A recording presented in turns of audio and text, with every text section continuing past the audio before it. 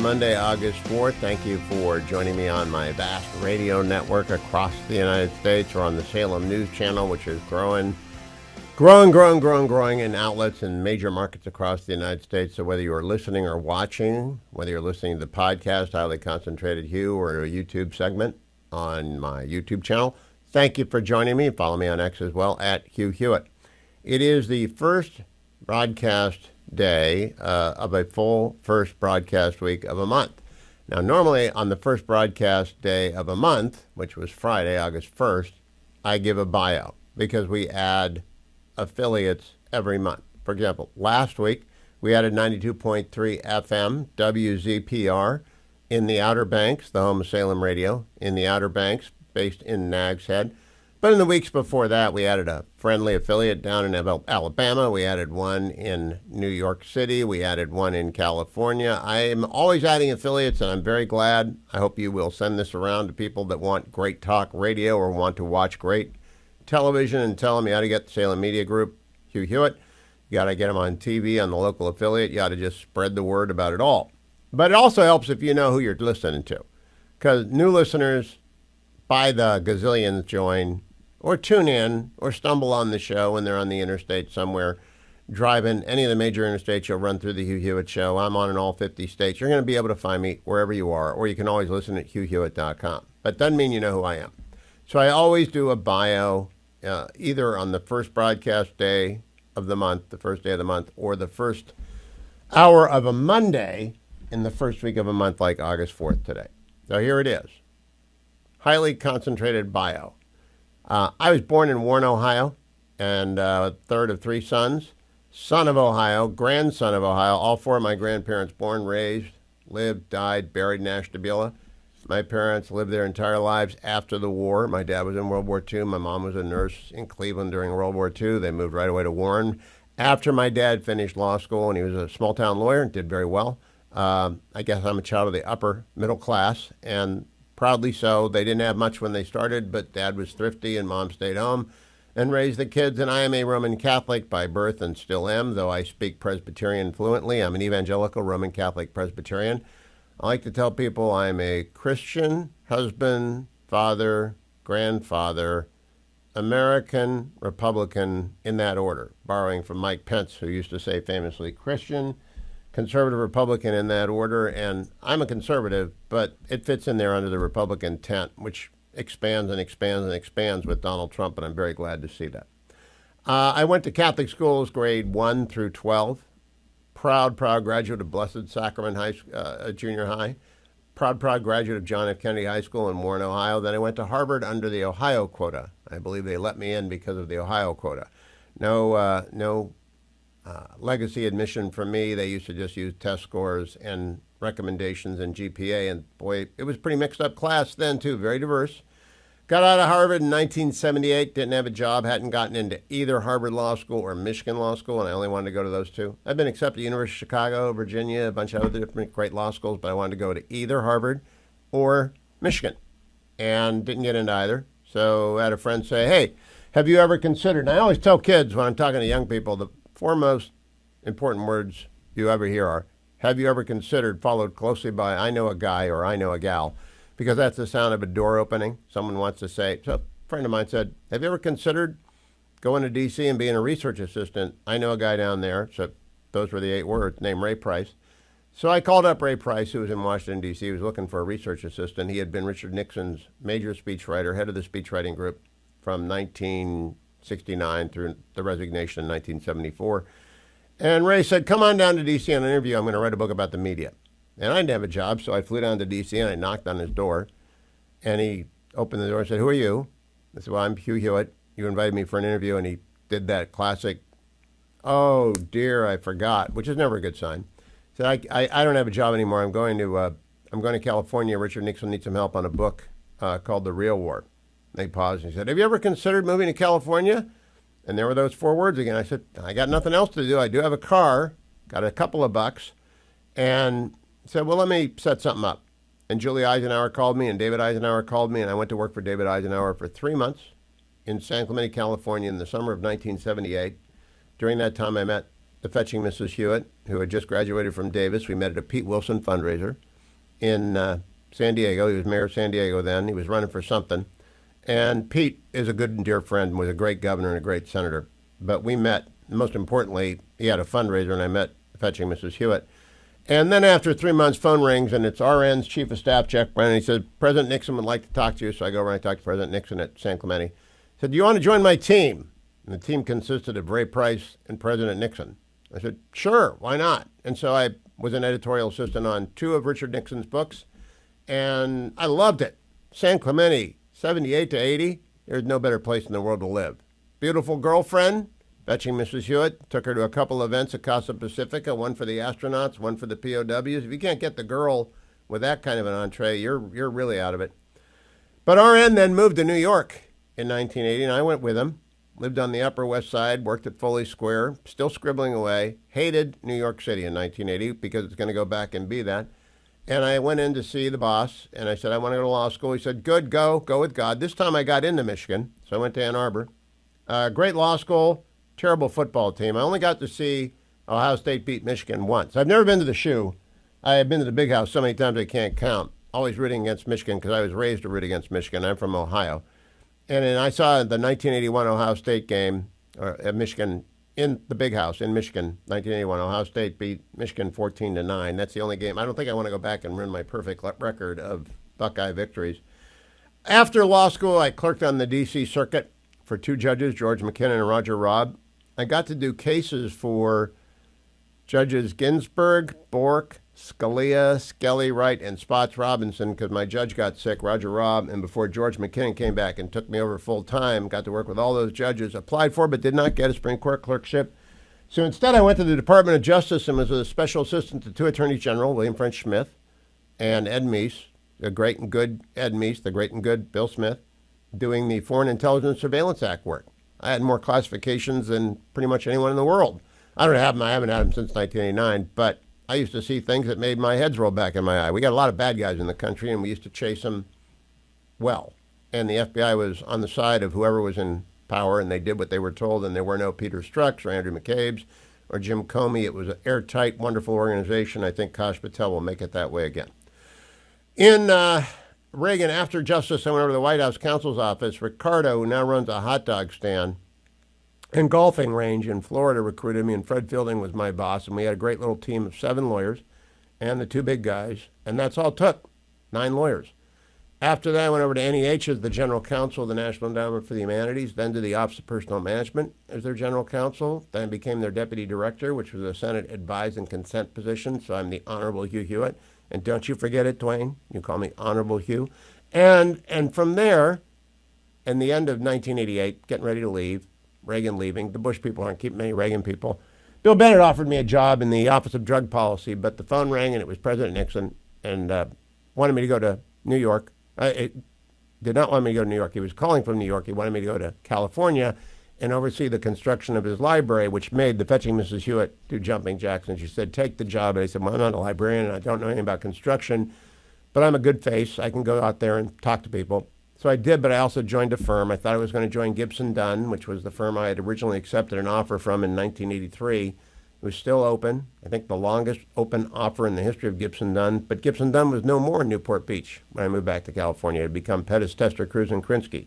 So I joined that, and I built the library, and I was the executive director of the library and the foundation. There were different things. The library was privately owned at that time, it's now owned by the government, and the foundation, which still perseveres.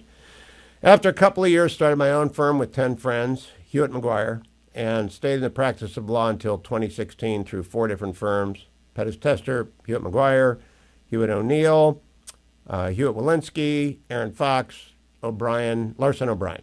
And then I retired from the practice of law because I joined Chapman University's Fowler School of Law faculty in 1995 when it opened. I'm still a member of their faculty, tenured out there. But in 1990, KFI Radio called me up, and they said, hey, would you like to do radio? I said, does it pay anything? And the answer was, yeah. And I went to work in radio and broadcast at the same time in 1990, and I've been continuously employed as a journalist since 1990. And when we come back from break, I will tell you about that. But the world changes. The world changes fast. I've watched it all. I've seen it all. Watched blogging arrive, watched Twitter arrive, watched it become X. I've seen the rise of social media. Don't do Instagram. I love X. And I write for Fox News. I write for the Washington Examiner. For many years, I was a Washington Post columnist. For many, many years, I was for NBC.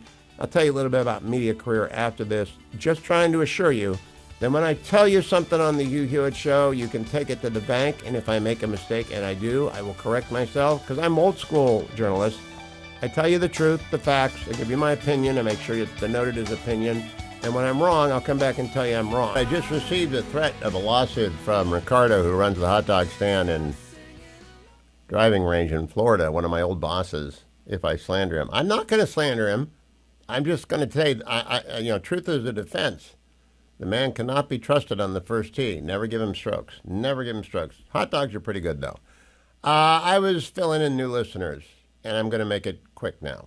I got a call. I didn't ever plan to be a journalist. I was a lawyer. I'm a pretty good lawyer. I'm an endangered species and wetlands lawyer. I teach constitutional law at Chapman Fowler School of Law, and I'm a pretty good lawyer. I think I've been in court 4 times my entire life. I'm an administrative lawyer. I did endangered species and wetlands work. And I have a long piece coming out in Fox News tomorrow about what Doug Burgum, the new director of the U.S. Fish and Wildlife Service, who luckily got confirmed before the Senate took its long vacation, it got confirmed on Friday. I'm very relieved about that. A lot of people who should have been confirmed weren't confirmed, and they're going to fix that in September, I am told. But they should have been confirmed already. In any event, the director of the U.S. Fish and Wildlife Service got confirmed, and he and Doug Burgum and President Trump have got to take care of the Endangered Species Act because it's a nightmare act. Put my kids through college. I mean, I billed at a ridiculous rate while I represented landowners. At the same time, I'm practicing law, endangered species, wetlands, environmental law, on behalf of landowners. And I did it for 27 years, and I wasn't bad at it. I was pretty good at it. But I got a call from KFI Radio. George Oliva was his name. He said, I hear you can talk a bit. And I said, yeah. And he said, why don't you come on up and do the weekend radio? And I said, how much does it pay? It paid $250 a show in 1990. And that was a lot of money. We were broke. We didn't have any money. And I said, okay, I'll do that. So I'd drive to L.A. every Saturday and Sunday and would do 3 hours of radio. Old school.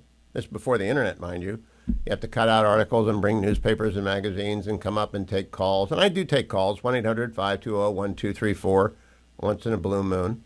After a couple of years of doing that, Saturday afternoon, Sunday nights, a fellow named Martin Burns calls me up, the late, great Martin Burns, as left-wing as you can be. And he and I were the best of friends because that doesn't really matter. If you can be friends with people with whom they're wrong. They're just not rotten. They're good people. They're just wrong. And Martin became my producer on something called Life and Times, of which I was the co-host for 10 years, along with Pat Morrison, who many of you on the West Coast will know, Ruben Martinez, and Kermit Maddox. And the 4 of us did, before cable, we did basically the McLaughlin Group for California. And I was the designated conservative, and we did that for 10 years. Then Ed Atzinger called me up, or Russ Hout, or Dwayne Patterson, depending on who you ask, and said, why don't you go to work for Salem, and we'll syndicate you on the radio. I said, what's that pay? And they told me, I said, well, that's better than KFI and KCET. So I quit KFI and KCET. I'm practicing law, mind you, the whole time. I never stopped practicing law because broadcast's a brutal business. You can be here today and be gone tomorrow. Not if you have a contract. I've got a contract. But most people can be here today, gone tomorrow. Even a contract, they can put you down. They can knock you out the air, just pay you. And that happens to some people pretty recently, like Stephen Colbert, who they're letting stay on the air, but his contract is not going to be renewed. So it's an iffy business. But I've stayed on the air continuously since 1990, television and or radio. And I have been with Salem for 25 years because they're the best company in broadcast, without question. They have the highest standards, the highest ethics, the most important stories are covered honestly, fairly. They're not trying to tell you what to believe. They tell you what they believe and what I believe, and I always make sure I distinguish between fact and opinion. And a lot of legacy media has crumbled and fallen into dust because of that. Well, Salem got asked to do the presidential debates. By the way, along the way, I wrote 14 books. I've been a columnist for you name it. I wrote for them. Weekly Standard for years, Washington Post for years, Washington Examiner before and again, Fox News twice a week. I write, 10 columns a month and 14 books. I'm not writing books anymore, but I have a peculiar felicity with words. to say, quote John Hay, who was quoting Thomas Jefferson, description by John Adams. I just can write. It's easy. And that's a gift. I can't do any sports. I have bad choices in sports. I root for the Cleveland Browns, the Cleveland Cavaliers, and the Cleveland Guardians. So I have one ring in my adult life and childhood. 2016 Cavaliers. That's it. One ring. All those years. Now, the Ohio State University is different, but professional sports, not so good. And I've been teaching con law all that time, and I lecture, and I go around, I give speeches. I'm giving a speech next week. I interview people when they ask. I've got a big interview next week. Or in September, I'll be taking a couple of days off to do a big interview. I'll tell you about it later. And I do this show. And I've done this show in the morning drive in the East, in the morning drive in the West, in the afternoon drive in the West, and now in the afternoon drive in the East. I finally found my sweet spot. This is the best time to do radio. People are going home in the East, or they're going around on their lunch hour, driving around in business in the West, so I cover the whole country. And that's a big deal. Because I sometimes, for example, Food for the Poor is sponsoring a campaign to help the people in the Hill Country. So literally everyone in the country can hear me right now. And you can hear me say, please be generous to Food for the Poor, because they're helping the Hill Country rebuild. There's a banner at the top of HughHewitt.com. That banner says, Help Texas. If you give money, it gets to Texas. It's not like these goofy charities after the fires in California that stole all the money or gave it to 501c3s that are doing social justice work. It's tax deductible. You can call in a donation, 855-359-4673. I believe I'm not that interesting, and therefore I have a lot of guests. Like I have Dr. Michael Oren coming up today. I've got Derrick Van Orden, Congressman extraordinaire from Wisconsin. I've got Senator Tom Cotton coming along, Vic Mattis from the Washington Free Beacon, Ambassador Robert O'Brien, Bethany Mandel. Got a lot of guests, take a few calls, but mostly I do the news. But I do want people to remember, you can send a contribution to Texas right now, 855-359-4673. Also want to remind people, I'm on the air because of Relief Factor. They sponsor studios. I have studios all over the country. They all look like this, but no matter where I am, it looks the same. But I don't like to be in D.C. That's my home. I'm a Virginian. But I lived in California from 1989 to 2015, and I don't ever want to live there again because it's fallen apart. But Relief Factor makes it possible for me to broadcast from anywhere, and I take Relief Factor every day, not because they pay me to. They do sponsor the show, but because I like the product. And you'll see me, if you're watching on the Salem News Channel, take it right now. And I take it because it works. I carry curcumin, resveratrol, and omega. Together, they make your body feel a lot better because it helps your body's natural anti-inflammatory system get rid of minor aches and pains. So I did 3 miles with a grandson this weekend. I've been listening to 3-year-olds like you work out at the gym. I got 7 grandchildren visiting us. We're freeloading in Maine. And I got a brother-in-law and sister-in-law up here. And I got a studio up here. And the kiddos descend. I have 3 wonderful children, 3 great daughters-in-law and son-in-law, and I've got 7 fabulous grandkids, and they're all here at once. So I'm hiding. I tell them the show is actually 10 hours long, so I hide. I like to see them in the morning and at night. But Relief Factor makes it possible wherever I am. And you ought to go to relieffactor.com right now and order the starter pack for $19.95 or call 1-800 the number 4 and the word relief. 1-800 the number 4 and the word relief. Is that enough about me yet, Dwayne? I'll tell you about Dwayne and Adam and Harley after the break and about more. Again, new listeners only. You heard it all before if you listened to me for years. I have said enough about my bio. You can now buy in or not buy in. I hope you do buy in. I hope you're watching on the Salem News Channel and listening on the radio network, wherever you are. The big story of the day, and it's going to be the big story of the month, because it's the only story that's going to happen, because everyone's left D.C. I mean, nobody wants to be in D.C. in the Beltway in August. Anyway, everyone's left. But the big story is in Israel.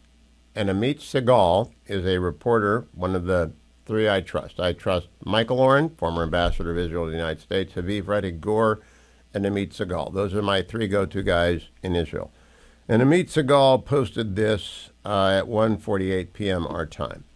My full report on Israel's decision, per the figure in Netanyahu's office, to occupy the Gaza Strip.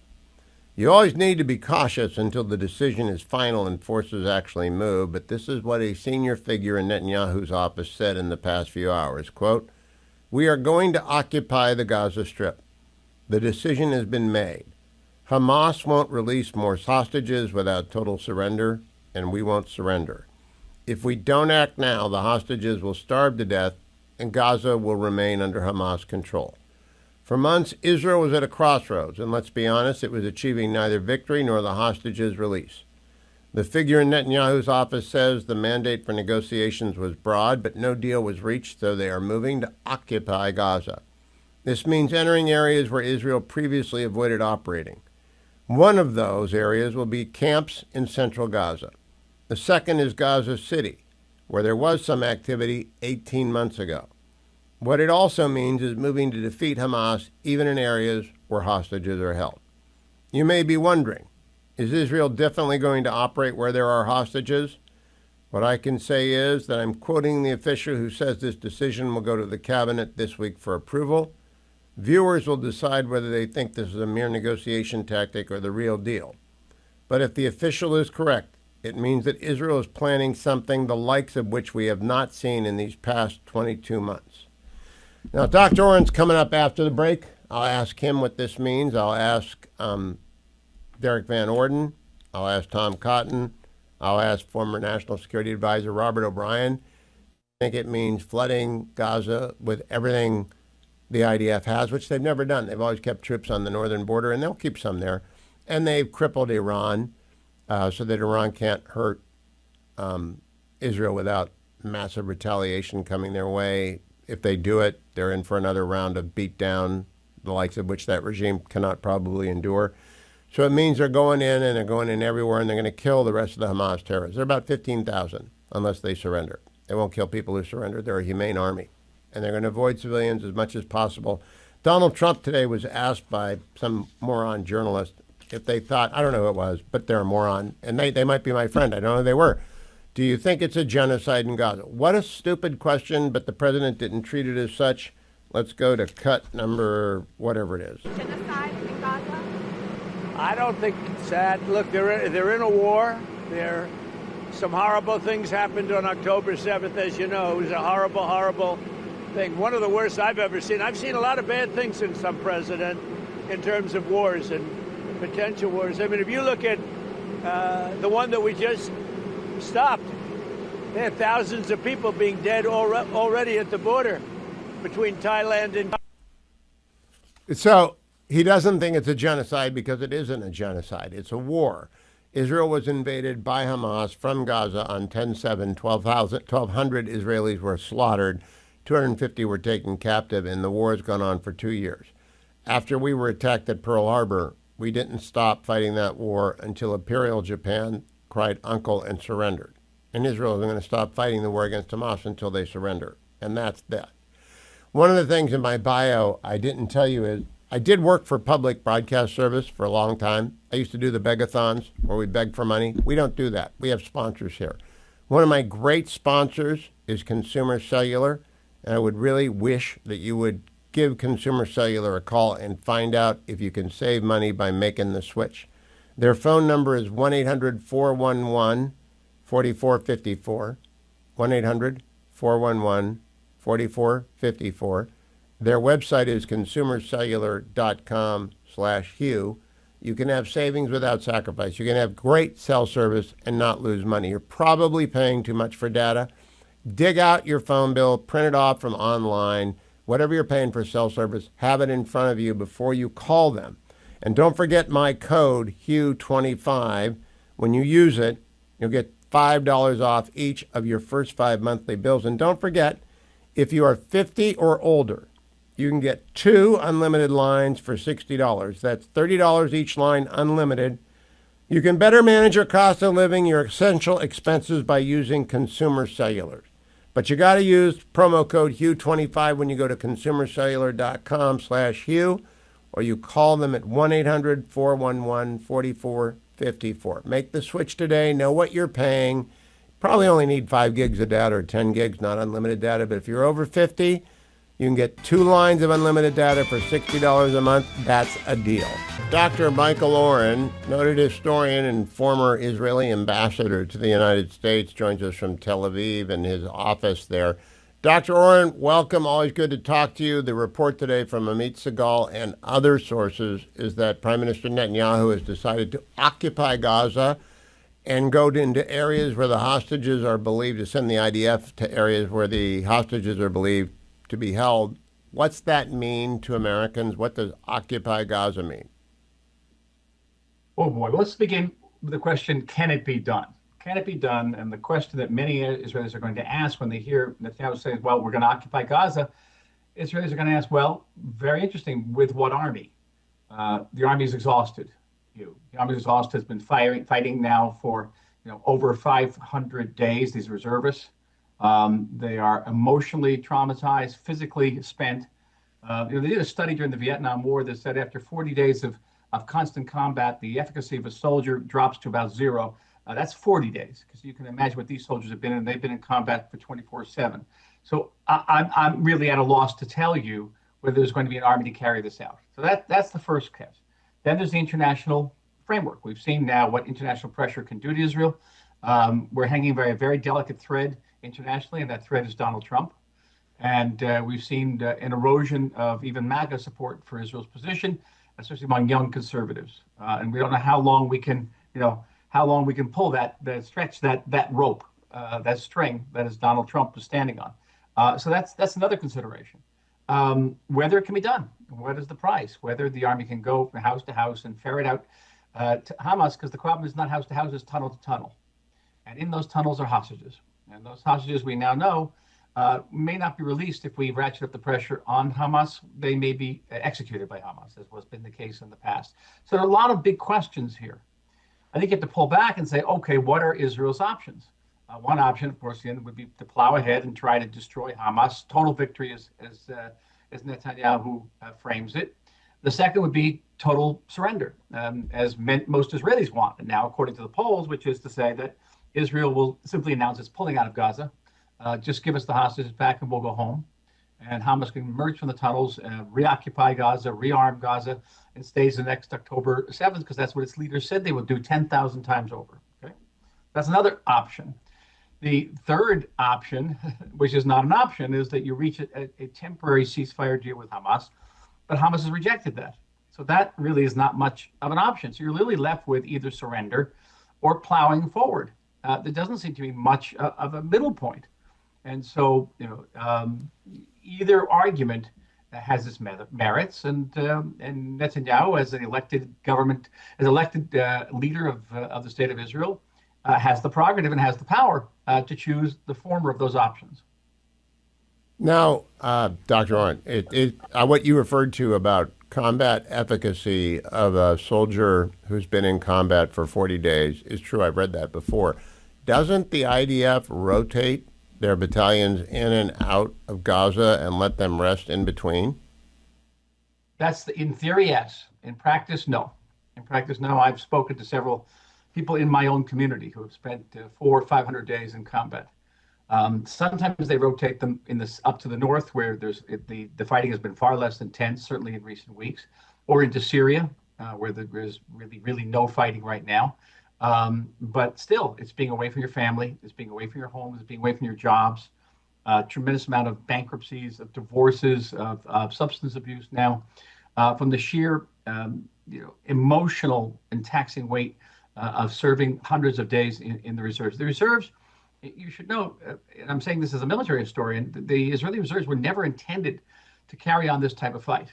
They fought in 1967 for 6 days. They fought in 1973 for 3 weeks.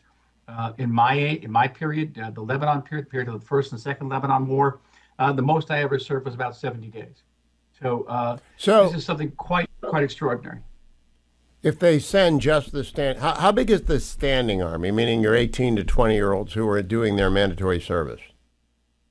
So that number is classified, is something in the vicinity of between 125 and 150,000 troops.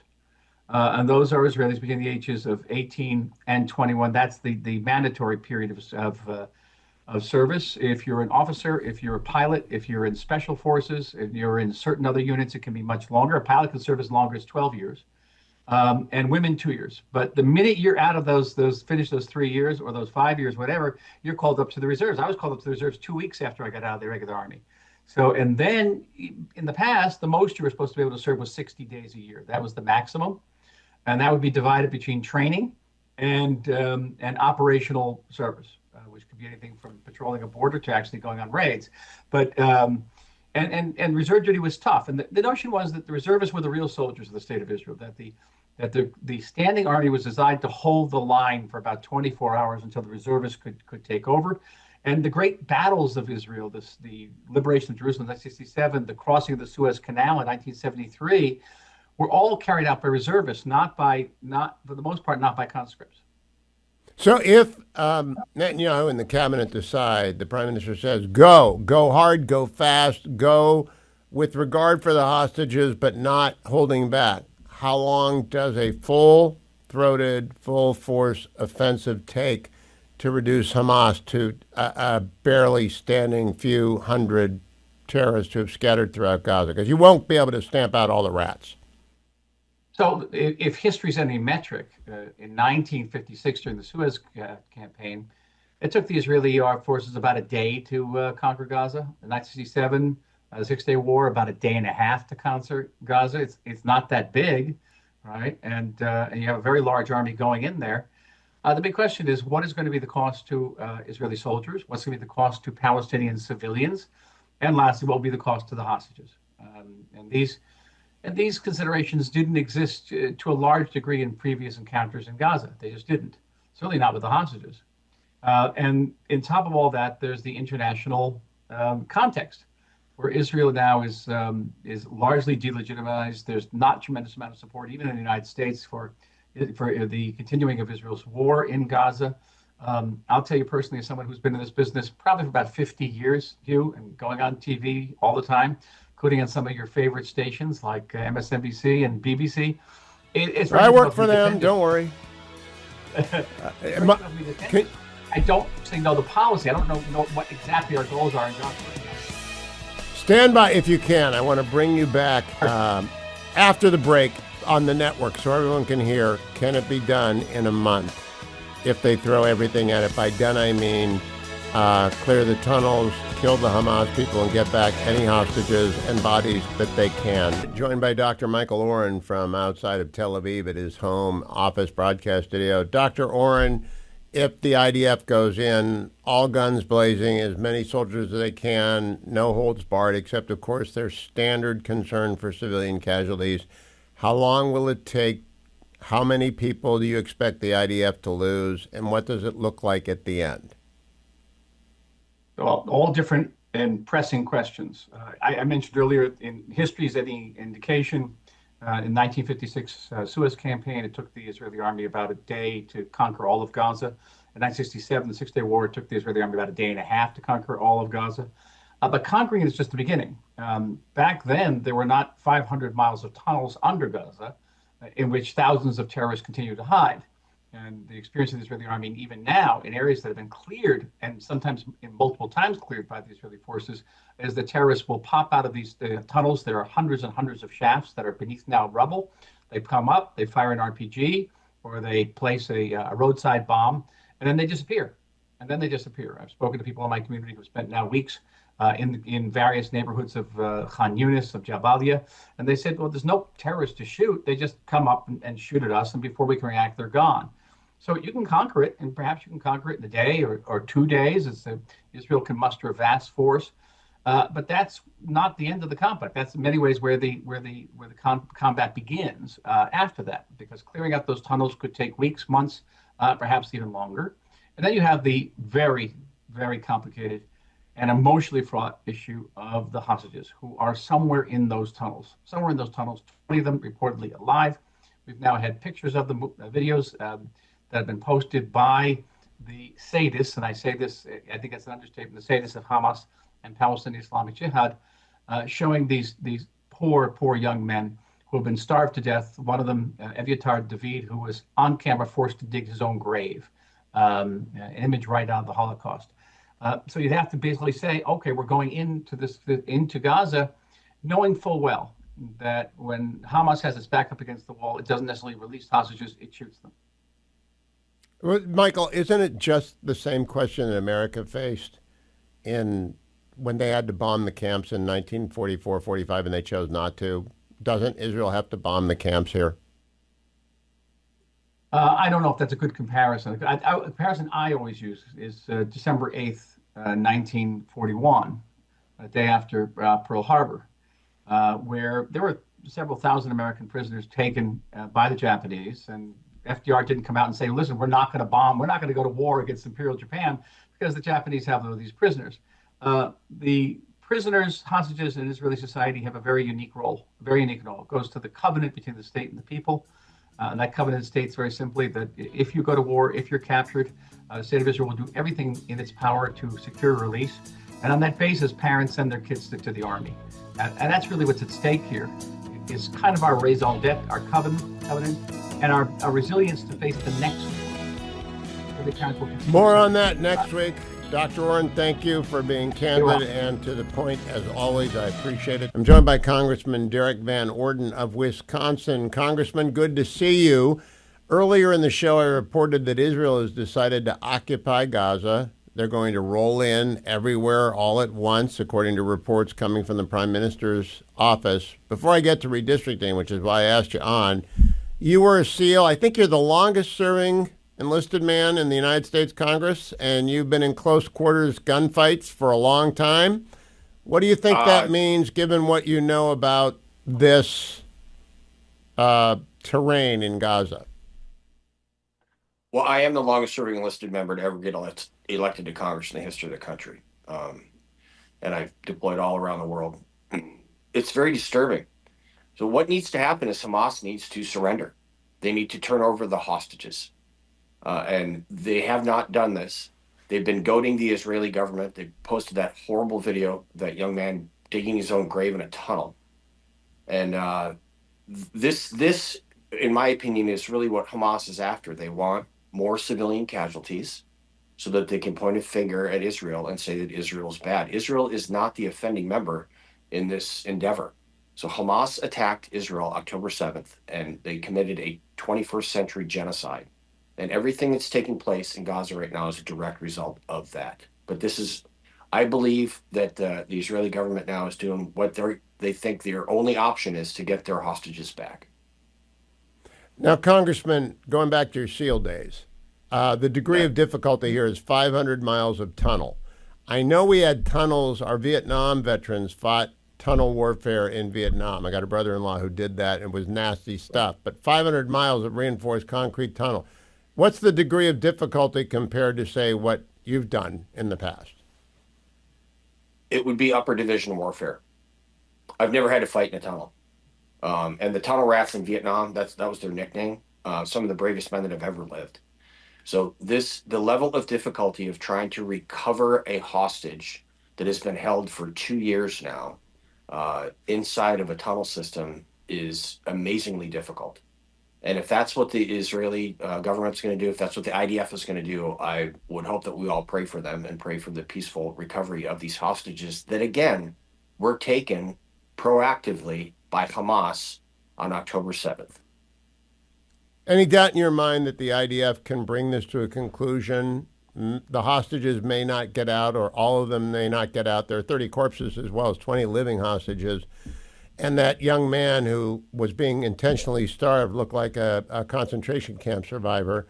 He may not survive. Do you think any of them survive this?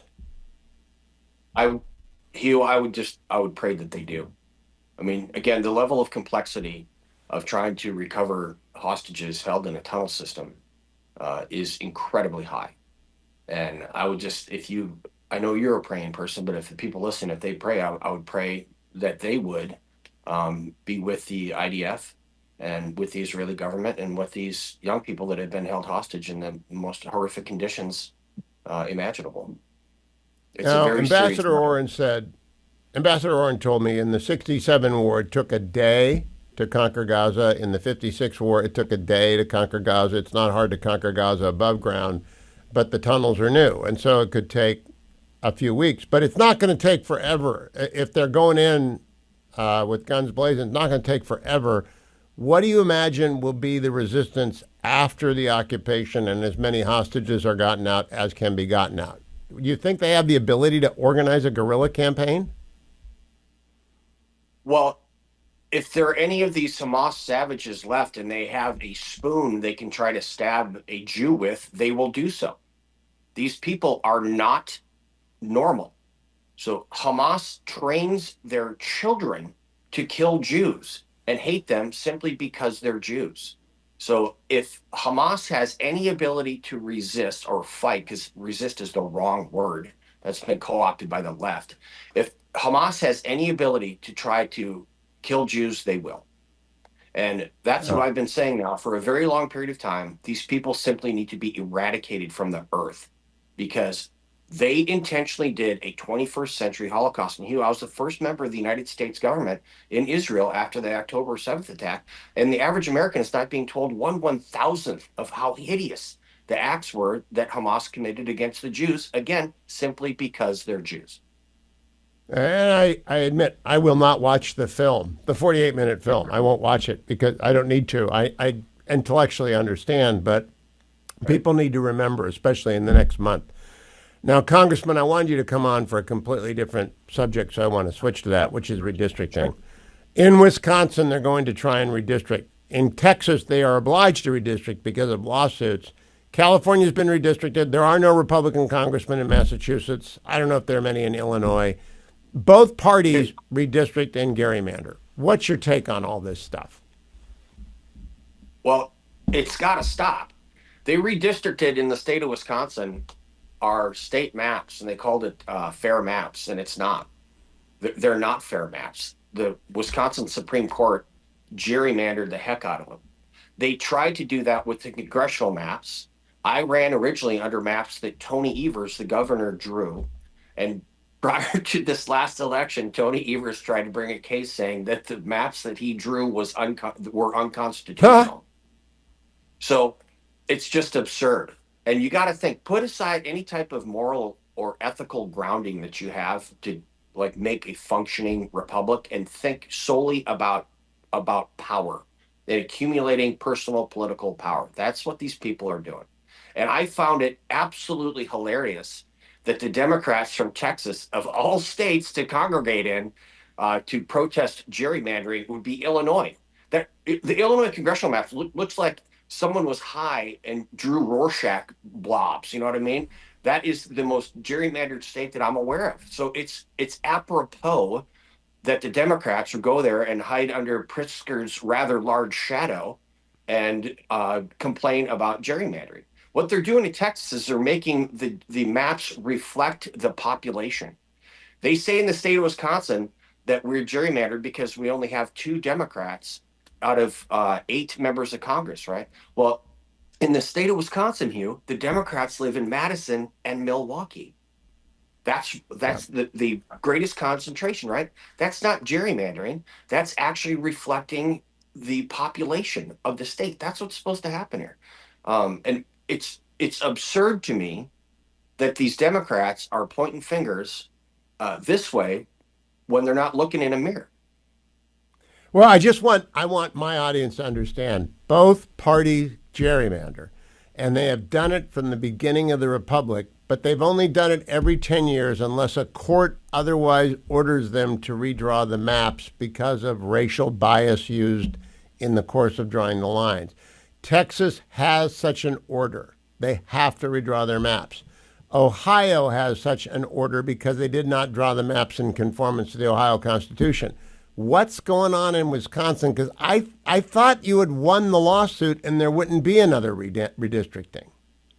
Okay, remember, I just told you, put aside all moral and ethical grounding for this stuff and think about raw political power.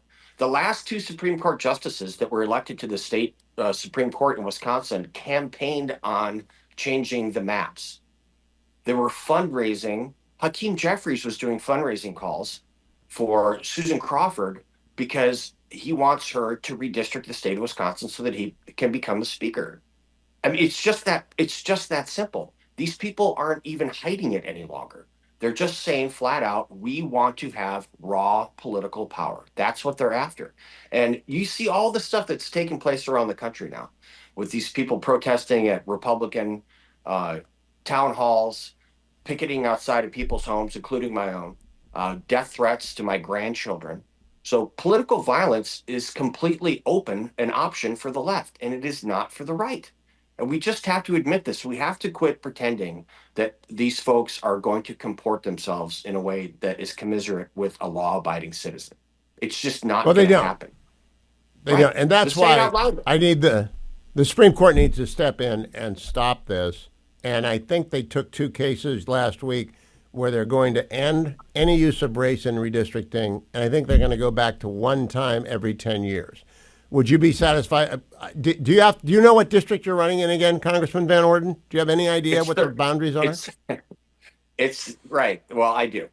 Right now, I'll be running under the maps that Tony Evers drew that Tony Evers said are unconstitutional.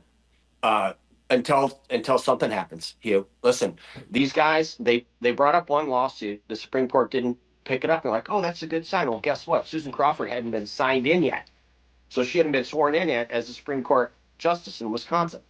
So it's coming, and we'll fight. We're not giving up. Oh, we'll have you on here. You can get a cot and move in, Derrick Van Orden. You can get a cot and move in, and we will raise money for you, and we will tell people about it. Derrick Van Orden, follow Rep. Van Orden on X.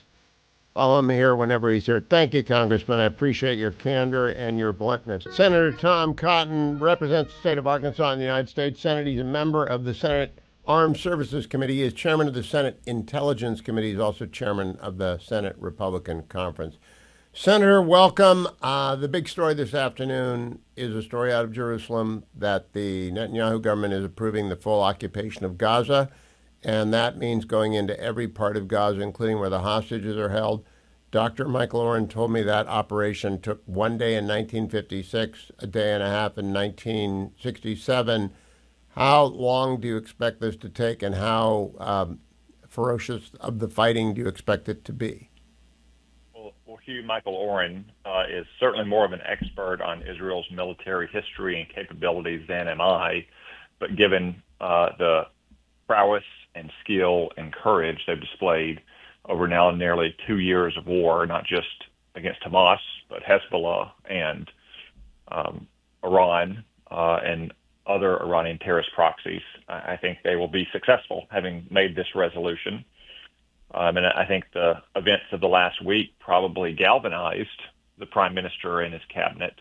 You had the lies spread by Hamas and its willing dupes and apologists and sympathizers in Europe and the United States that Israel was guilty for starving poor children in Gaza, when in reality it's Hamas. It's always used food as a weapon. And then emboldened, of course, by Western liberals buying that hook, line, and sinker, and even promising a terror statelet for Hamas. Hamas put out video over the weekend of one of the remaining hostages in an actual example of deliberate starvation. And I would imagine, again, that sequence of events has galvanized not just the government in Israel, but the people of Israel, that they have to deal the final blow to Hamas if there's any hope of rescuing any of those hostages before they all perish. Before you were a congressman and before you were a senator, you were a soldier. And one of the things Dr. Oren said I'd like you to speak to is that soldiers' capability in war declines dramatically after 40 days of combat. Now, Israel does rotate its soldiers from and its reservists from high-intensity campaign to low-intensity campaigns. Nevertheless, it's 2 straight years of war. What do you think about that 40-day number, and whether or not is the IDF going to be able to pull this off because they're exhausted?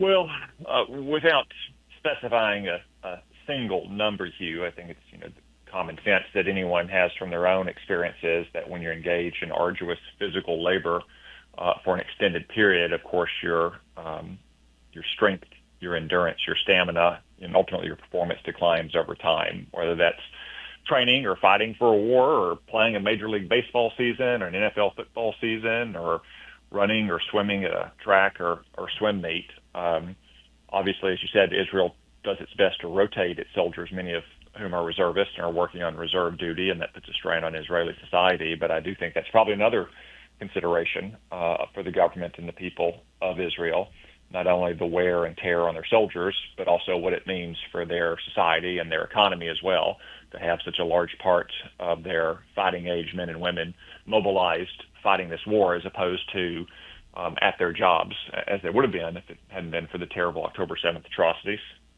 Now, Senator, today Donald Trump on the tarmac rejected completely a reporter's question about whether or not what was happening in Gaza was a genocide. And he said no, and he reminded people of the 10/7 massacre. What else can America do in the information war when you've got Macron and Starmer and Carney and every other of our, quote, allies blaming Israel for being attacked on 10/7 in essence?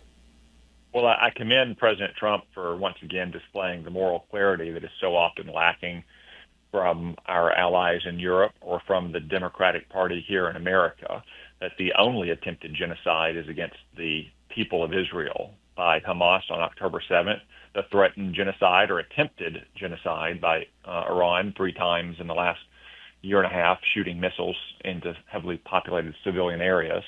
That's the only threat of genocide in the Middle East. So I commend the president, who has the very best megaphone for combating those specious claims. You know, others of us, like you, like me, like our friends Mark Levin, like other senators, like Ted Cruz, do it as well. But obviously the president has the biggest megaphone, and he's to be commended. Is there anything that the Congress can do to further back Israel? I know we do a lot of military aid. I think we should do more. I don't think we can do it until the fall. But is there anything else the Congress, the legislative branch, can do to support our ally? Well, thank goodness Congress is in the hands of Republicans and that Donald Trump is back in the White House, because last week Bernie Sanders and other anti-Zionist Democrats voted, I think it may be a majority of them, of the Democratic senators, voted to cut off military aid to Israel in the middle of a shooting war. It's not as if peace and prosperity has broken out. They're still in the middle of a shooting war, as we just discussed. They have a high proportion of their reservists mobilized, yet Democratic senators last week voted to cut off aid. Fortunately, every Republican or almost every Republican voted to preserve that aid. You know, polling has shown that 9 out of 10 of President Trump supporters and self-identified MAGA voters support aid to Israel. So no matter what you hear from our Democratic colleagues like Elizabeth Warren or Zoran Mamdani, support for Israel, both among Republicans in the Congress, but also among the American people, is very high. And I think we should find every opportunity to express that support. Last question, Senator. One of the things Dr. Oren mentioned is that Israel is losing support among Republicans, especially among young MAGA-identifying Republicans. I don't believe that. I just don't believe it. Do you believe it? No, Hugh, I don't think so, but I do think it's incumbent upon all of us who care about the U.S.-Israel relationship and who recognize that Israel is a model ally that has never asked the United States to fight its wars for them, that has only asked for the tools to defend themselves and protect our common interests. We have to teach every new generation why it's such an important relationship, why it matters so much, why we have consistently supported Israel since we were the very first nation to recognize the modern state of Israel in 1948. So we can't take that support for granted, but I don't think that support is at grave risk. There may be some people with outsized megaphones who flirt with anti-Zionist and even nearly anti-Semitic rhetoric on podcasts and so-called influencers on social media. But if you look at the president's actions and his words and you look at public polling, it would seem that those so-called influencers don't have all that much influence. I agree with that. Senator Tom Cotton, thank you for joining me today. I look forward to talking to you again next week. I also want to bring people up to speed on the market today, brought to you by AmericanFederal.com. Our sponsor at AmericanFederal.com can be reached at 800-221-7694, 800-221-7694. If you're going to buy or sell gold, do it with American Federal. That's what I did in January, what I do every January. Market today had a great day. Dow was up 1.34%, S&P up 1.47%, the Nasdaq, tech-heavy Nasdaq, up 2%, and gold soared to $3,429.80. That's up $30 in a single day. You need to buy some gold to diversify your portfolio. AmericanFederal.com. Talk to Nick Grovich and his team. Get a plan. Doesn't mean rush out and buy it today. Get a plan. Make a plan to dollar cost average your purchases of gold, but diversify your portfolio. 1-800-221-7694. 1-800-221-7694. $3,429.80. I don't know where it's going, but I don't think it's going down. Iran proposes slashing zeros from its currency after decades of decline in the value of the rial. Iran has proposed cutting 4 zeros from the rial after decades of inflation and economic pain have eroded the value of the currency. The Parliament's Economic Committee approved the general outlines of a government bill to redenominate the rial yesterday.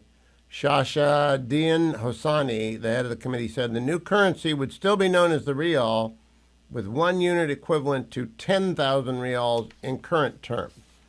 The proposed reduction in digits is designed to simplify financial calculations and accounting, lower the cost of printing banknotes. Hosseini said the new rial would itself be made up of 100 gerons. Iran's currency has undergone, this is from the Financial Times, significant devaluation due to international sanctions which have isolated the country from the global banking system and throttled its economy. The rial weakened further against the dollar in recent days amid continued political uncertainty following the 12-day war between Israel and the United States and Iran in June. That country's fallen apart, and we never knew they were a paper tiger, and they are a paper tiger.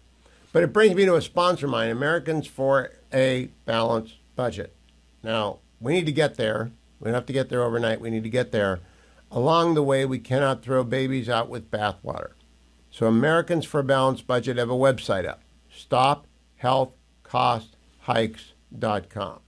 StopHealthCostHikes.com.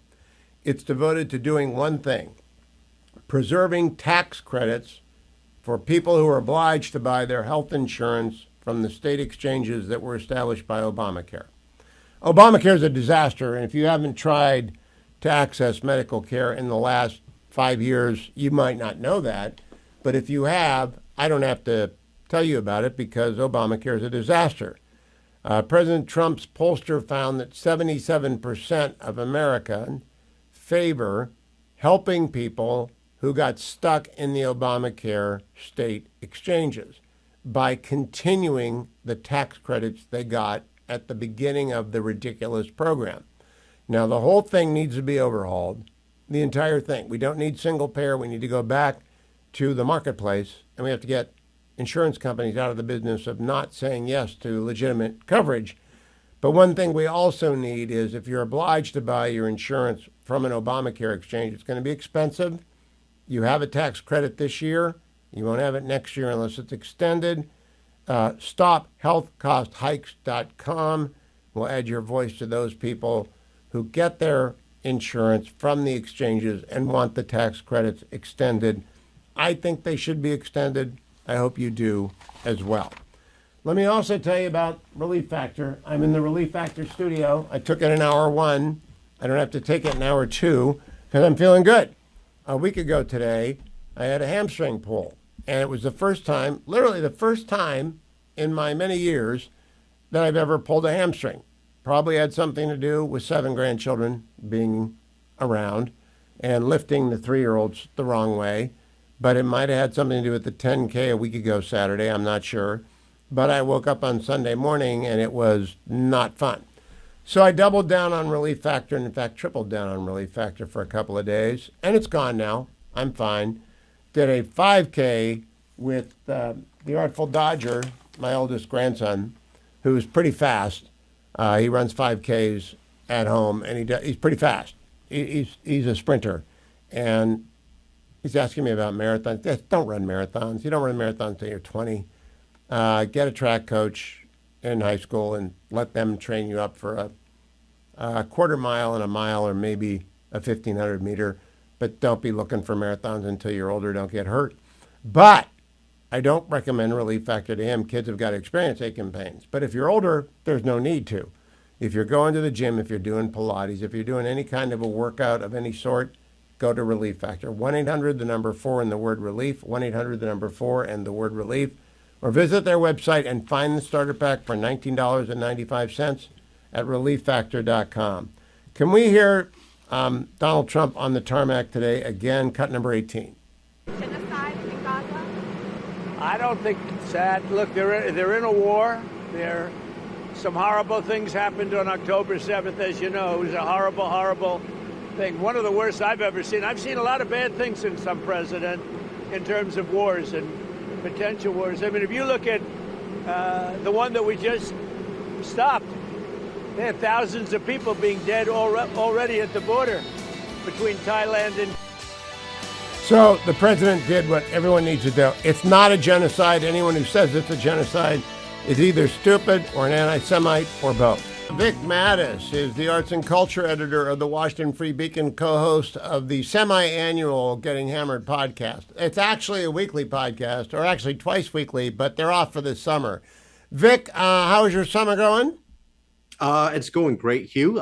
Doing some travel here and there, visiting Connecticut and New Jersey. Everything is lovely, and it's very relaxing during our hiatus for Getting Hammered. But I do want to assure our listeners and our fans that people are interested, but it is the summer, so things are moving a little bit slowly. And again, at the same time, it's probably a good thing to be on hiatus, because I probably have too many thoughts on Sydney Sweeney that would get me canceled. So it's better off. Well, that's it. But since you brought her up, President Trump had something to say about Sydney Sweeney today, cut number 2. For Sydney Sweeney, it came out this weekend that she was a registered Republican. Any thoughts on that? That who was? Sydney Sweeney, she's like a very hot actress right now. She's a registered Republican? Yes. Oh, now I love her ad. Is that right? Is Sydney Sweeney? You'd be surprised at how many people are Republicans. That's what I wouldn't have known, but I'm glad you told me that. If Sydney Sweeney is a registered Republican, I think her ad is fantastic. Okay, thank you very much, everybody. I wasn't quite sure he said ad at first. Were you, Vic? I get very nervous with these sort of moments with the president, but I think he did just fine. I do wonder how much of that story he already knew. It wasn't quite the Ruth Bader Ginsburg reaction after the Supreme Court justice passed, and he expressed shock or surprise that she had died. I do think that he probably looked into it more after learning that she is supposedly a registered Republican. I don't know if this helps Sydney Sweeney or not, but definitely the pushback against the wokeness has been great, and definitely on the president's side. Mary Catherine Ham educated me about all things Sydney Sweeney last week, and I'm not in her target demo, which I think are teenage girls, but I nevertheless, I believe Mary Catherine used the term buxom, which is appropriate for a family audience, and it's the Farrah Fawcett look from my childhood, from my teen years. It's the Farrah Fawcett poster, which was ubiquitous. It's going to be Sydney Sweeney now. Do you remember the Abercrombie and Fitch ads, Vic? Yes, I do, Hugh. And there was a lot of controversy about those particular ads. It definitely skewed younger, and there have been documentaries done on sort of the depredations from behind the scenes. But I do I didn't remember know those that. Stories. Yeah. I just remember that church ladies would get upset whenever a new catalog would come out, and Abercrombie and Fitch said, yes, get mad and boycott our stores because that will make the teenagers come in and buy our stuff. Do you think this is going to help American Eagle in the long run? Totally. The more that people on one side decry something, it just draws more attention to it, right? I mean, that's the whole, what they call the Streisand effect. And I mean, Billy Joel in his documentary talked about that song, Only the Good Die Young, which was just an okay song. And then, the church came out against it, and suddenly it shot to the top. And so similarly with Sydney Sweeney and those American Eagle jeans, a lot of people are going to check it out now because That's how teens are now rebelling. They're not rebelling by being further to the left than their parents or the people older than them. In order for them to rebel, they have to go to the right. Do you remember the movie The Ark? Did you see The Ark? The terrible movie The Ark? In which, No, I did not. Okay, well, they created controversy around it in order to get. They made up that it was anti-biblical and that they made stuff up to get Christians riled up right, so of that course, they would yeah. get. And it worked. You know, controversy Yeah. sells. And I'd That's rather right. have people talking about the show if they're mad at me than not talking at all. Now, let me ask you about the book that was reviewed in the Weekend Free Beacon, The Family Dynamic by Susan Dominus. I have not read it, but I'm intrigued because I'm the youngest of three boys. What's the takeaway, and who reviewed it for you? Oh, yes. The reviewer was the great Naomi Schaefer Riley.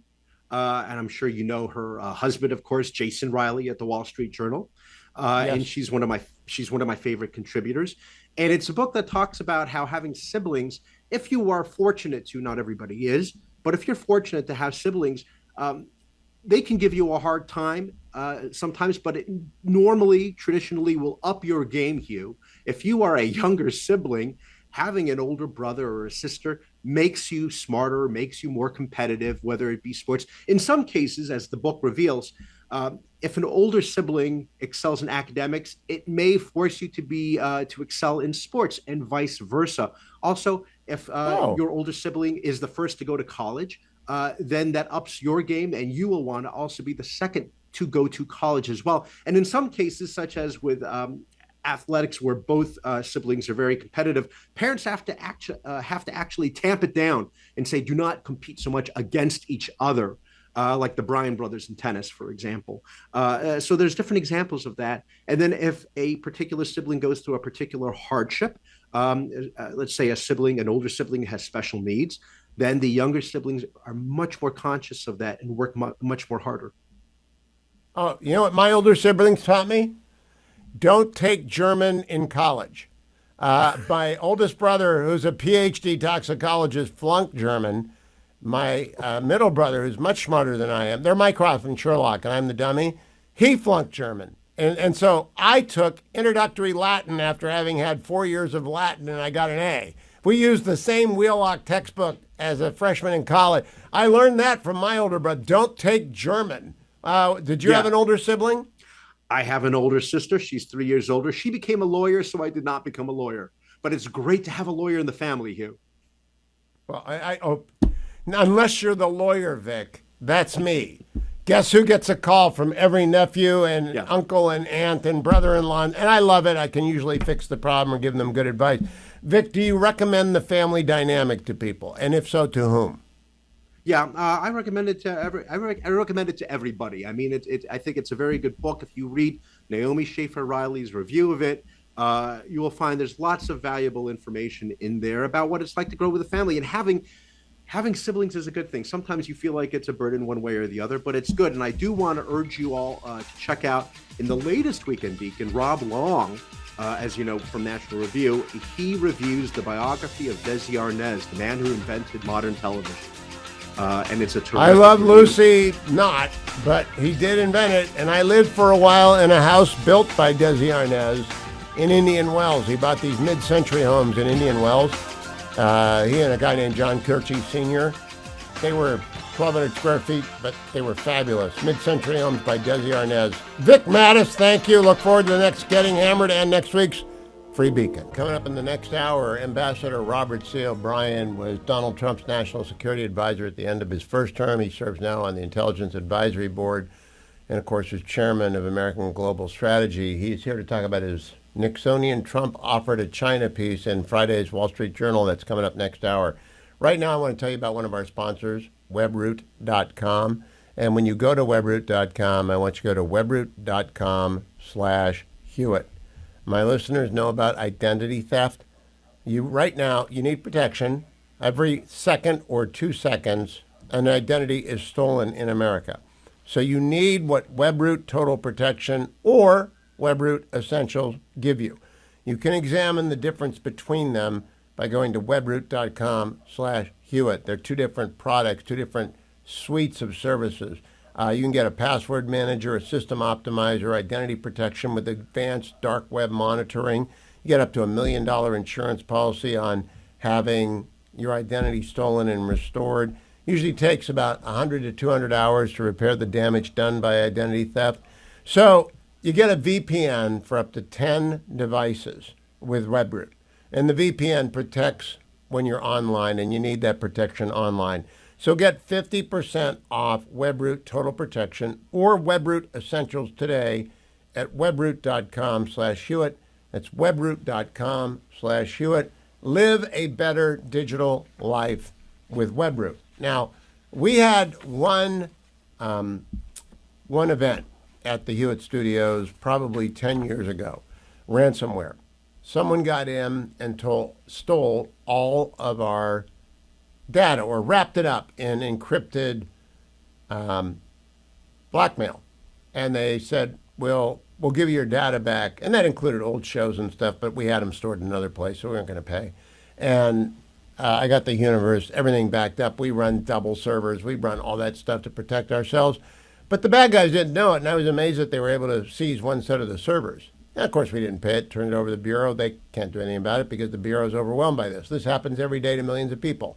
That's why you need WebRoot. You need to get protected from cyber theft, right? Just get protected from cyber theft with webroot.com.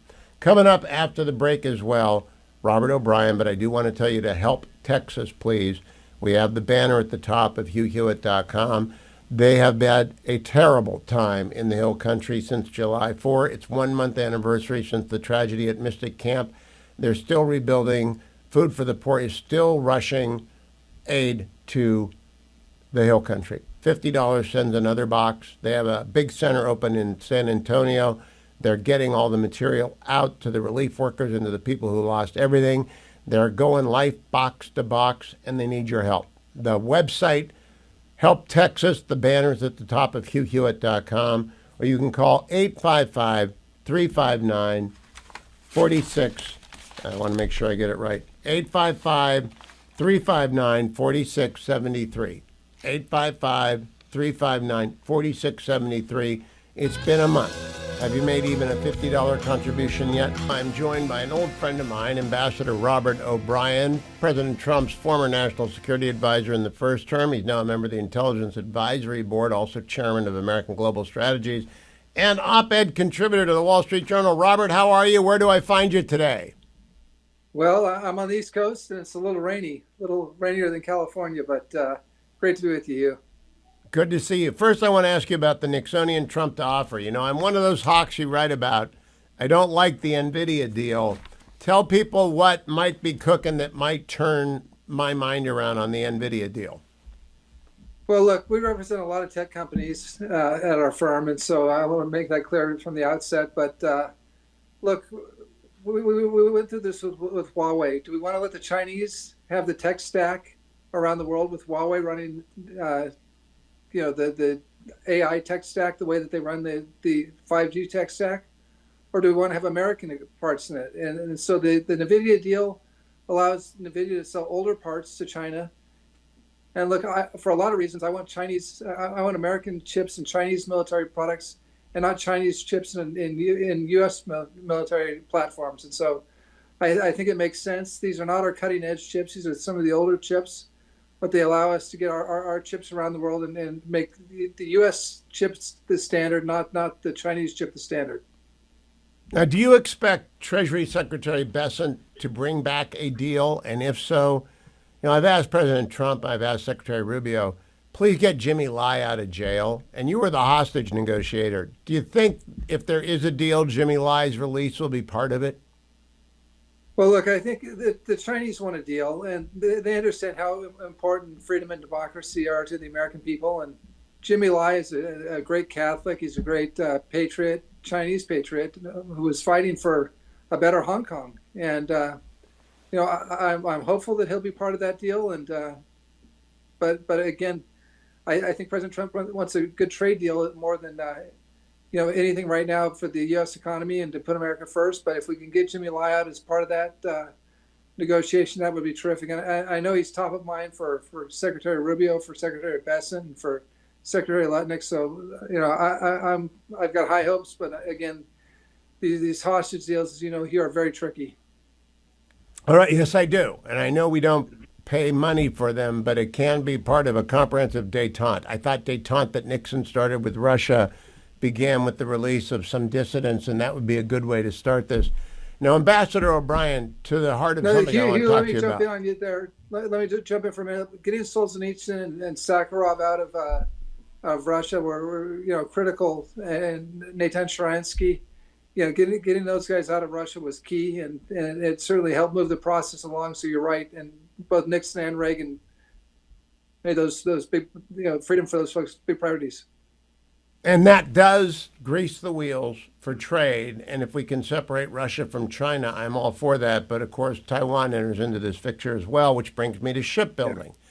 What do you think of the president's shipbuilding program in the first 6 months? So, look, we've got a lot of challenges out there right now with Russia and Ukraine and civilians being killed in Ukraine. And gosh, the poor hostages. And President Trump is the only one who's talking about the hostages in Gaza, who are just being treated like Jews in the camps in Nazi Germany. So he's got a lot on his plate, but President Trump fundamentally understands that the threat to America, the long-term threat to America, comes from the Communist Party of China and the PRC. And so if there's, heaven forbid, ever a conflict, and we want to deter conflict, as you know, Hugh, the way to deter conflict, but if heaven forbid a conflict occurs, we need to fight and win it, and that's going to be with ships in the Pacific. And so he, in the big beautiful bill, which that may not have passed without your strong support. You are a huge supporter of the BBB, and I know the president appreciates it, and Republicans around the country appreciate it, Senate candidates. So thanks for you being there. But as you know, a big part of the BBB was a massive increase in shipbuilding budget and funds. And so between that and his executive order, which he signed in March, calling for a return to American dominance in shipbuilding for the Navy, for the Coast Guard, but also commercial shipbuilding. So he's really put an effort into it. He understands how important it is, and I think we're going to have a renaissance in American shipbuilding. A few weeks back, I went down to the Kennebec River in Maine, and I took a tour past the shipyard there where they turn out the destroyers. There are 4 being made there right now, and the Arleigh Burke class destroyer, the backbone of the Navy. And they turn out 1.5 a year. I think it's a General Dynamics company. It's the Bath Iron Works. I don't know if they're your client Bath or Iron not. Works right across from Portsmouth, and New Hampshire, and New Hampshire and Maine argue over that like crazy. Who's the biggest Can we shipbuilder? accelerate the building of these ships? Is it possible to get them built faster? I thought 1.5 a year. They used to turn out 1 every 17 days during World War II. A destroyer every 17 days. Well, we had some challenges, and the first is funding, but I think President Trump has solved that. And now we need to get kids coming out of high school, not going to basket weaving colleges and liberal Northeast states, and we need them to go learn how to be HVAC technicians and welders and pipe fitters, and that'll help the companies. But look, President Trump is committed to it. We can ramp up construction times, and we're going to do so. The other thing that I think you're going to see is we're going to have some surprises for our adversaries, and that's ship life extension. And at Bath Iron Works, they're helping turn the 3 DDGs, the 1000s, into modern missile battleships, basically. The Zumwalt class, and I think we're going to have LCS. I think over Portsmouth, across the harbor from Bath Iron Works, we're going to see some LA class subs and some Virginia class subs get ship life extensions rather than just retire them after 20 or 30 years, extend their life another 10 or 20 years. So I think in this term, we're going to up the ship count pretty dramatically. Well, that would be good news. What about the Coast Guard ship count? When you were the National Security Advisor, you were always chewing on my ear about talking about the Coast Guard, and I thought, that really doesn't interest a lot of people, but turns out we need the Coast Guard. We need the Coast Guard, and they're one of the bright spots, I think, with the new leadership at the Coast Guard and with the president's commitment to the Coast Guard. And he's the first president not just to talk about naval ships, We talk about some of the smaller Coast Guard vessels that can protect our EEZ and our exclusive economic zone, icebreakers for the Arctic and the Antarctic, and also on the commercial front, LNG ships. And we're seeing Coast Guard ships and LNG ships, produced now, even in the first year, the first 6 months, at a record pace. So I think we're going to, between the Navy and the Coast Guard, we're going to really challenge the Chinese at sea and make sure they don't overwhelm us. Now, Robert, I want to put you on the spot. I married into a Navy family, and they love their carriers, and got a fighter pilot in the family. He loves his carrier. But I don't think we're going to have carriers in 50 years, do you? We're going to be a submersible Navy in 50 years. That's what I think. What do you think? Look, I think there's always going to be room for carriers because, not every conflict is going to involve China or Russia with hypersonic missiles. And we also need a platform to launch drones and unmanned, aerial vehicles, and that'll be the carriers. So there'll be a different mix on the carriers, I think. But I think carriers will still play a role, and I think we're still going to see some of your son-in-law's manned fighter jets as well. I think they'll go up, but they'll have maybe 4 or 5 fighter drones with them, with one guy or 2 guys in the cockpit of the manned, aircraft fighter jet, controlling another 5 or 6 drones that look very similar. And so I think that one of the things we're after the attack on Iran, when the B-2s did their B-2 thing, don't we need a lot more B-21s in a hurry? Because that proved to be the midnight hammer. Yeah, in a big hurry, we're going to need them. And I came out in favor of 200 or 300 B-21s. Some time ago. We need them, and I think we're going to get them. Northrop's doing a great job, and we represent clients in the aerospace industry as well as the shipbuilding industry. And I think the B-21 is going to be critical. And look, President Trump knows how important shipbuilding is. So one of the things he did, he established an office of shipbuilding, in the White House. So we've got a great, NSA and Secretary of State and Rubio. Secretary, Pete is doing a great job at the Pentagon. SecNav Phelan at the Navy. But what we've done is put a White House shipbuilding office, and President Trump just 6 weeks ago moved it from the NSC to the OMB. And people might ask, why move the shipbuilding from the NSC to the OMB? You know the answer to this. The OMB is where the money is. So that's where the money. And Russ Vought, follow the money. Follow the money. And Russ Vought, who's the head of the OMB, was a big ally of mine when I was in office, and is a navalist and believes in a naval superiority and dominance of the U.S. And he's I hope Russ follows through. He's got a good team over there. Ambassador Robert C. O'Brien, thank you. Follow him on X at Robert C. O'Brien. Bethany Mandel is one of the co-founders of the Mom Wars at Substack, themomwars.substack.com. Subscribe and laugh and learn. Bethany, you're the happiest of moms because A, your kids are at camp, and B, you got letters from them. No, I'm not happy that my kids are at camp. I'm spiraling, but I got letters, and one of them is from my son, who I was starting to wonder if he was still there. I get daily photo shoots of my daughter and 0 proof of life from my son. Of course not. And you know what else? Did they get a Foot Locker, or did you send them with a duffel bag? A giant duffel that they could have both fit in, both children could have fit in each duffel.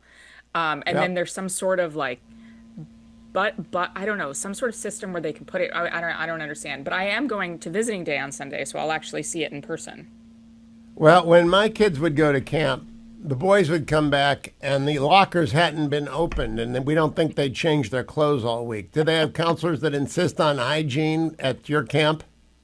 I did not bother sending this is his 3rd summer. I did not bother sending shampoo this time because it has never been used the previous 2 summers, and it spilled all over everything last summer. And so I just decided to save myself the effort and not even bother sending shampoo this year. You have editors, but I'm going to suggest you do a Mom Wars Substack on essential things to know before you send your kid to camp. One of them is don't pack shampoo. Another is they don't really need that much underwear. Now, let me go to the serious stuff, Bethany. I began the show today with Ambassador Oren after Amit Segal reported that a senior official in the Prime Minister's office has passed along word that the Prime Minister and the Cabinet will approve the full occupation of Gaza. They're going to go in, they're going to go everywhere, and they're going to go fast. What do you think? I don't love it. We have seen in the past, at the end of August of last year, when the IDF unknowingly went into an area where hostages were being held. That was when 6 hostages, including an American, Hersh Goldberg, Poland, were executed by Hamas, along with the sister of a friend of mine, Carmel Gott. So I'm very apprehensive. At the same time, I understand that Prime Minister Netanyahu has said there are no other options here. The Americans have tried everything, and I believe Witkoff, I believe Trump, I believe Huckabee. I think there's no good options here, but I don't know what the answer is, and I'm glad I'm not the one in charge because there's a lot of lives at stake. Ambassador Oren said they're sadists. They're not just terrorists, they're sadists. Yes. And they are starving the hostages to death. They're going to die. So this is maybe a 5% chance of getting some of them versus otherwise they're going to die. So don't they have to make this play and hope and pray that the IDF soldiers don't get killed along the way? I think so. I mean, I have heard from pretty reliable sources that they know actually where a lot of these hostages are, but the extraction methods are going to be very difficult. I hope and suspect that they are quietly talking to some people and seeing if they can negotiate one-on-one with captors who, maybe they'll hold their fire and they'll be rewarded for doing so. If they allow them to get the hostages out, maybe those who are, holding them hostage right now physically will be rewarded for allowing a rescue to happen. But I mean, there's no good answers here. There's no good solutions. So, Beth, I try and put myself in the position of a hostage family member, and I worry they're going to die. And I don't think Hamas is ever going to let the last 20 out. I really, given what Keir Starmer did and Macron and Carney, I think they think they're winning and they're sadists and they're never going to let anyone out no matter what the deal is. Yeah. The brother-in-law of Omri Miran actually said he didn't say that totally, but he did say everything that the Europeans did by recognizing statehood and the Canadians made it much more precarious for my brother-in-law. These hostages were very close to a deal that would have freed half of them, and then the Europeans Leroy Jenkins into the room and decided, yes, we're going to declare that we will recognize Palestinian statehood. And all of a sudden, Hamas walked away from the table. There's a correlation between those two events. And so I think that there's a lot of anger among the hostage families towards those governments who decided unilaterally to reward Hamas terrorists. But there is also a lot of anger against the Netanyahu government because they believe there is more that could be done to bring a deal to the table. I really don't know what. I believe Witkoff and Huckabee as well, and I think Trump pressed as hard as possible, offer up everything, take the 10 and then withdraw, and that Netanyahu was going along, and then Macron stepped on it. And if we're looking for a villain other than the terrorists, who are the villain? They could end this tomorrow. They could stop the suffering in Gaza tomorrow by turning over the 20. Macron is an idiot. It's just an absolute idiot's play. And I sometimes wonder if we don't overthink this. Sometimes idiots get elected to office, and Macron's an idiot. I don't have any other explanation. He might also be looking at the changing demographics of France, but he's not running again. So I just have to assume he's an idiot. I mean, I have grown to believe over the course of the last, almost 2 years that the anti-Semitism that I've lived in Europe, and the anti-Semitism that I experienced on a one-on-one level constantly, it was always a low simmer of anti-Semitism. That is reflected in foreign policy. And so, I mean, yes, he's an idiot, but I think also he hates Jews. And I think there's a lot of people in Europe that hate Jews. That's not a radical assertion after what happened 100 years ago. No, it's not. So, I mean, I think it's still there. Now, if in fact they go in, let's do a worst case scenario and the consequences. All of the hostages are lost. None of the bodies are recovered. Gaza is in ruins, but Hamas is destroyed. What do you make of that result? I mean, I think the question is how many lives are lost on the IDF side too. Gaza is already in ruins. The question to me is, can they defeat Hamas? And this has always been sort of an amorphous question. Like, what does it mean to defeat Hamas? Because they've destroyed the whole leadership. The whole deck of cards is eviscerated. So there's no leadership left. Does that mean destroying the tunnels? I've never really heard a concrete and definitive answer to what does the destruction of Hamas entail. And without capitulation, I don't know how you rebuild. We occupied Japan for many, many years, and MacArthur ruled as a viceroy. I don't think anyone is in a position to do that. They'll get shot at by all sides. So I really don't know what comes next. Destroy, kill the Hamas terrorists, get as many hostages as you can, and then withdraw? Is that the likeliest scenario? Perhaps. I mean, there was also conversations about annexation of taking parts of Gaza.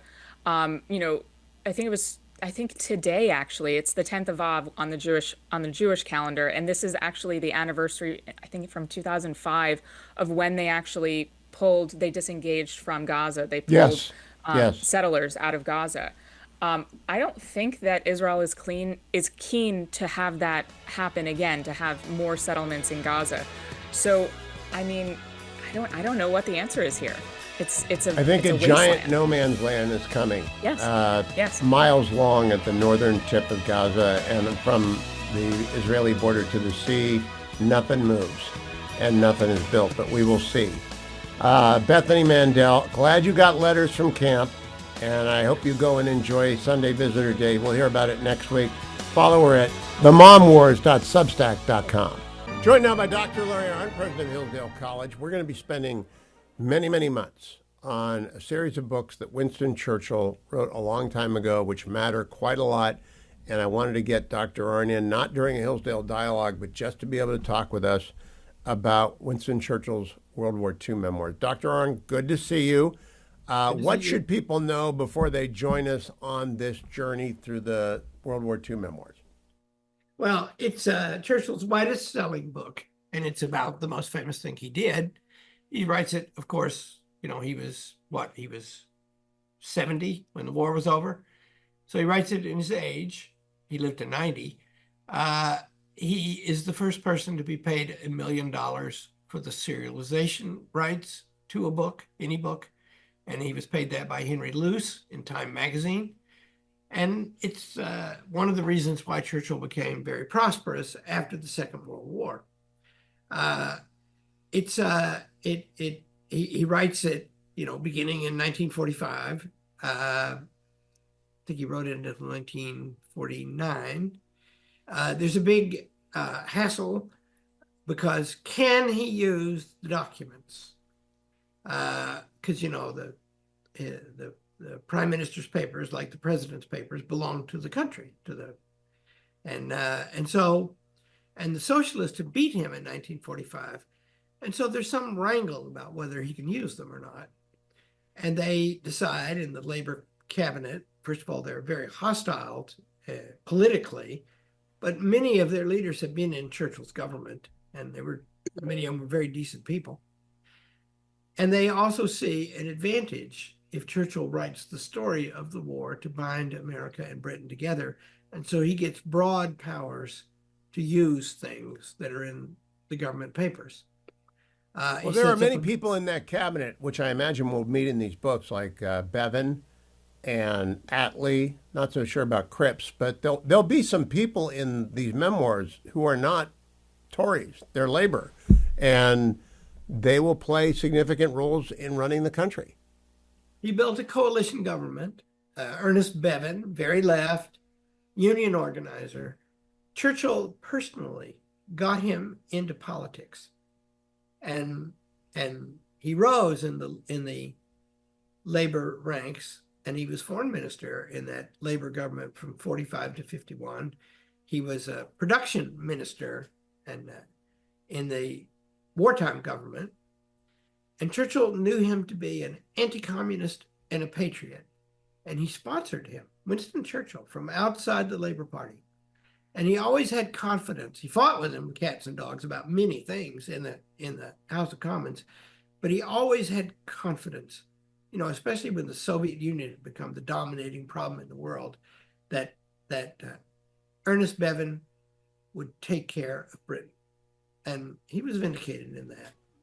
There's another. What I wanted to make sure the reader understands, the reason they should invest the time, it's first-person history by the person who made it, so it's often going to reflect his view of what matters most. It's not going to be wrong. It's simply going to be written from his point of view.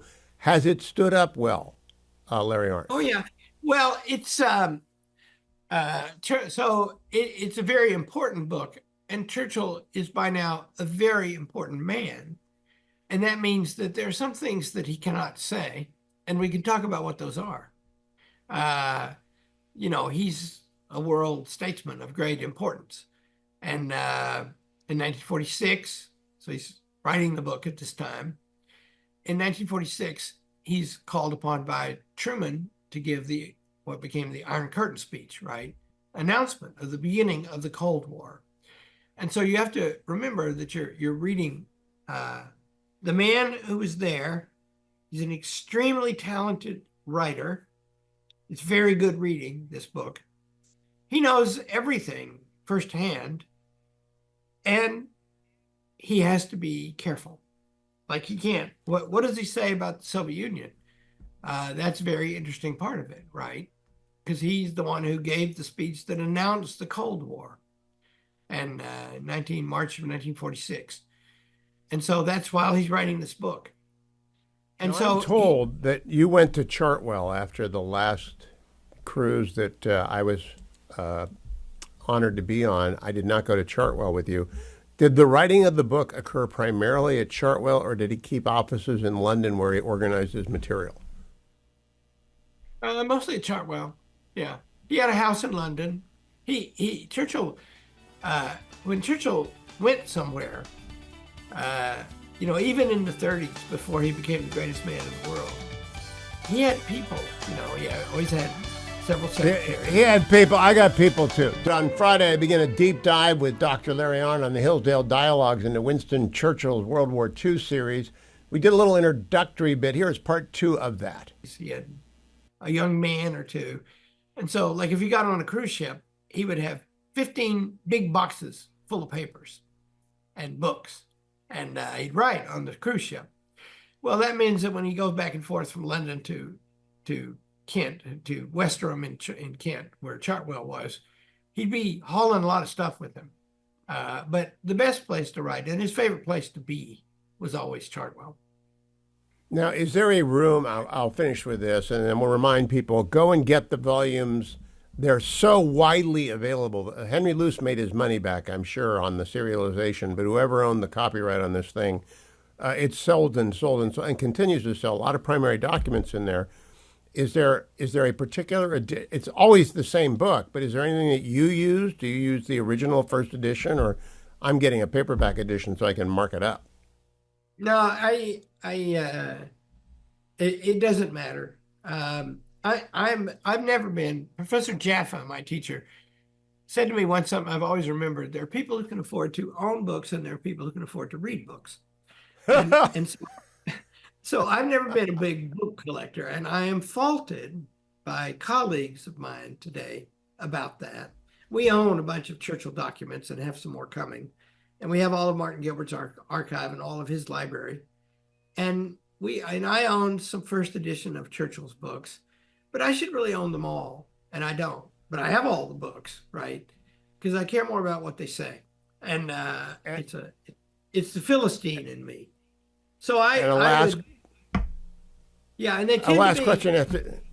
Okay, I'm going to power through here. The last question: when you were doing Gilbert's papers, there were these big bound collections of papers lying around your office, and you were getting close. I was up there 15 years ago or something like that, and you were showing me these big swatches of paper. Is that the Churchill system that Gilbert adopted that then you adopted for Gilbert, or did Gilbert invent that system? Gilbert invented that system. Remember, by the time Gilbert comes along, and late in Churchill's life too, copy machines are getting to be pretty good. And so Churchill worked a lot with original documents, but Martin Gilbert worked from photocopies, and I did a lot of the copying, according to my wife, over a copy machine, and in Oxford. So you get the Martin Gilbert's way was get all the documents in chronological order and bind them up with these black bulldog clips up in the upper left-hand corner. And everything is in chronological order, not thematically. Churchill wrote his history, as a rule, in chronological order, because that's the order in which events happen. And when you're writing history, the great thing, the difficult thing is remembering what was known on that day, because Winston Churchill's life and our life is just the same. We don't know what's going to happen tomorrow. So if you write in chronological order, and Churchill did, and remember, he's writing this after the war, after they've won. But he's writing about lots of controversial things. One of the early things that happened is they staged a commando amphibious raid on Dieppe in France, and it was a disaster. It all went wrong. Earlier than that, they tried to do the same thing in Norway, and it all went wrong. Norway, what a fiasco! Oh, and so Churchill's got to write about that, and the people who are reading it know that it went wrong. He has to remind them. Of course, we didn't know that would happen. Seemed like worth a try, and so. Is his tone vindictive at all towards other people not named Hitler? No, it's seldom is Churchill given to that. The rule is the other club, a parliamentary club that he and another guy founded. The purpose of the other club is to dine. They get together once a week and dine. They still do. It still goes. He said, nothing in the other club rules are to diminish the asperity of politics. So what Churchill believed is you can argue all the time, and you should, but you should be friends too. And you shouldn't argue with the kind of bitterness that impairs the friendship. And as I say, it's just much better to get along, right? It's a mistake in life to think that its purpose is to win wars, win battles. A better thing is friendship. A better thing is producing. A better thing is learning. A better thing is achievement, right? And so Churchill's like that, and that means that the tone of this book. And see, Churchill has to cultivate the United States. One thing that's good about reading this book and anything by Churchill is you'll understand the immense importance of our country, because Churchill understood that. He could see that his country was not keeping up. And so who's going to take its place? Such a cause rejoicing that it's us, it's we. And that means that he writes very carefully about America. One thing that's not in the book that we'll go into some when we go through it, it's not prominent in the book, is that Churchill, at the end of the war, tried to affect the strategy to get more territory to the east before the Soviets got it. And that's not what happened. And Churchill was obstructed some by Americans, and he regretted that, and he said so at the time, and it's in the documents. Not so much of that is in this book. And the reason is Britain owned an enormous debt to us. And Churchill didn't want to betray Franklin Roosevelt, who came to his aid and helped to save the situation. So those things are all in there, and those will be interesting subtext as we talk about the book. That's why I'm writing them down, because it seems to me there are going to be a lot of interesting subtext. Take it for what it's worth, America. Go get the book. You'll be glad it's on your shelves, especially as we make our way through it these many months ahead. Dr. Larry Oren, thank you so much, and we will talk again on the next Hillsdale Dialogue. Don't go anywhere, America. I'll be right back. Maybe tell you a little bit more. It begins on Friday. You still have time to get the books, but it's going to take a long time because there's 6 very impressive volumes. I think for such a time as this, Larry Arnn and I have been friends for, well, we met in 1989. You do the math, 36 years. And we've been doing the Hillsdale Dialogues for 10. And we've never done Winston Churchill's Second World War. And I think it's because God was guiding us to wait until the morons in the anti-Churchill revisionist camp surfaced and began peddling their garbage. So we're going to go through the World War II and correct all of their mistakes using Churchill's books and Dr. Arnn's knowledge and my facility with moving things along, because it's a lot of books. It's 5,000 pages long. But we'll get through it, and it will be entertaining, and you will be smart. And we're going to work hard to make the podcast accessible to people who don't listen to the radio show or watch us on Salem News Channel. We're going to work really hard for Hillsdale to be able to take that and use it in every form and format forever as the definitive rebuttal of the anti-Churchill morons. Let me also make an appeal to you to please be generous. This is the last couple of days I'm going to ask you. It's been a month since disaster struck in Texas, and Mystic Lake Camp was the scene of 136 deaths along the entire river system there. They're still rebuilding the homes that were destroyed. They're still repairing the businesses. Lots of relief workers there. Food for the Poor is sponsoring a campaign to get relief and boxes down to them. The banner is over at hughhewitt.com. If you like the Churchill stuff, great. If you love the Churchill stuff, better. But please have a heart for the people who got wiped out by this disaster and write a check to Food for the Poor. You can also call in a donation, 855-359-4673. 855-359-4673. Or the banner at the top of hughhewitt.com. It can handle any amount. It's perfectly secure.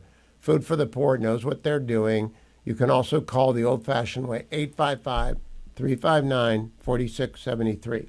Finally, I'm in the Relief Factor studio. I got to remind you, every hour I'm able to go anywhere in the country because of Relief Factor.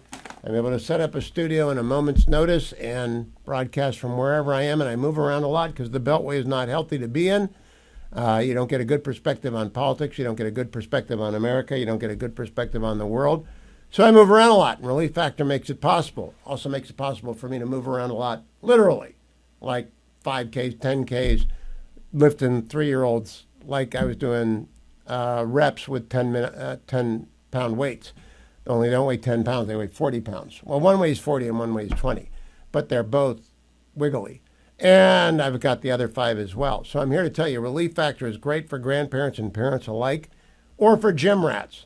Call 1-800, the number 4, and the word relief. The initial trial pack is 3 weeks long, costs $19.95, less than $1 a day. So you can call them at 1-800, the number 4, and the word relief, or go to their website, relieffactor.com. Find that starter pack and order it at relieffactor.com.